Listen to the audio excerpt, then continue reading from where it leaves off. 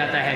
چوتھی چیز ہے کہ بیجا گلو کرنا، کوئی ایسی چیز کہ جس کی اہمیت اتنی ساری ہو اور ہم اتنا اس کو بڑھا چڑھا کر بیان کریں گے، اس کی اہمیت ہی کچھ نہ ہو، ہم اس میں اتنا گلو کریں کہ دوسرے لوگ آپ سے نفرت کرنے لگے۔ مثلا کوئی چیز، جیسے مثلا مان کر ہم چلیں گے کوئی چیز فرض ہے ہی نہیں، اس کو ہم کہیں گے بھائی فرض ہے، اس کو کرنا ضروری ہے، تو اس سے دوسرے لوگ آپ سے متنفر ہوں گے۔ شریعت نے جس چیز کو فرض کیا ہے وہ فرض ہے، جس کو سنت کہا ہے وہ سنت ہے، جو نفل ہے وہ نفل ہے، ہر چیز اپنے درجے پہ ہے۔ اب ہم کہیں گے کہ بھائی شریعت نے یہ کہا ہے حالانکہ وہ فرض نہیں ہے، ہم کہیں گے نہیں جی یہ فرض ہے، اس کو کرنا ضروری ہے، چاہے آپ فرض کو چھوڑ دو لیکن اس کو کرنا ضروری ہے، تو اس سے بھی دوسرے لوگ آپ سے متنفر ہوں گے۔ کوئی بھی چیز آپ دنیا کے اندر لے لو کہ جس کی آپ کے پاس کوئی اہمیت ہی نہیں ہے، اس کو آپ اتنا اہمیت دو کہ جس سے آپ سے دوسرے لوگ دور ہو جائیں، یہ بھی آپ کی زندگی کے اندر سکون ختم کرتی ہے۔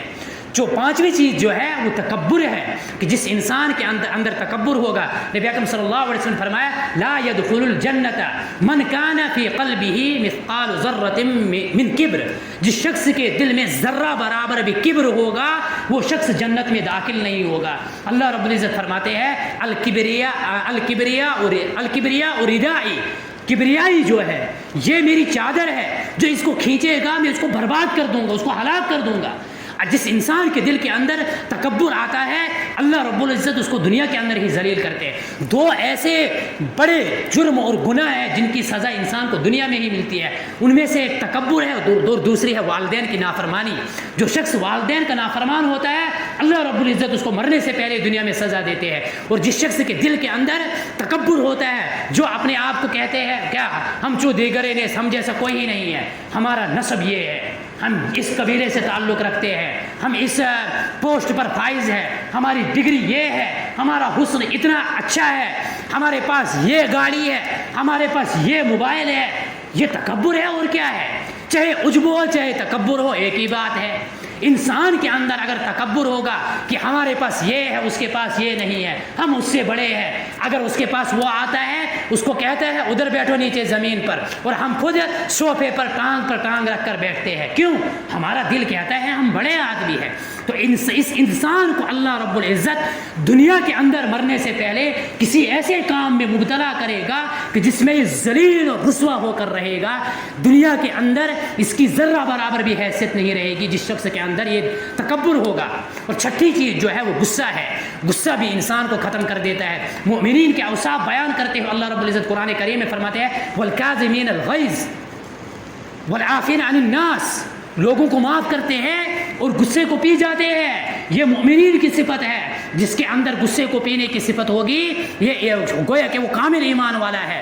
تو غصہ جس انسان کے اندر ہوگا وہ دنیا میں کامیابی حاصل نہیں کر سکتا، کیوں؟ چھوٹی چھوٹی سی باتوں پر غصہ جب آئے تو لڑائی ہونی ہی ہے۔ جیسے حدیث پاک میں آتا نبی اکرم صلی اللہ علیہ وسلم صحابہ سے پوچھا بتاؤ بھائی پہلوان کون ہے؟ صحابہ نے کہا جس کے خوب طاقت ہو، خوب ہٹا کٹا ہو۔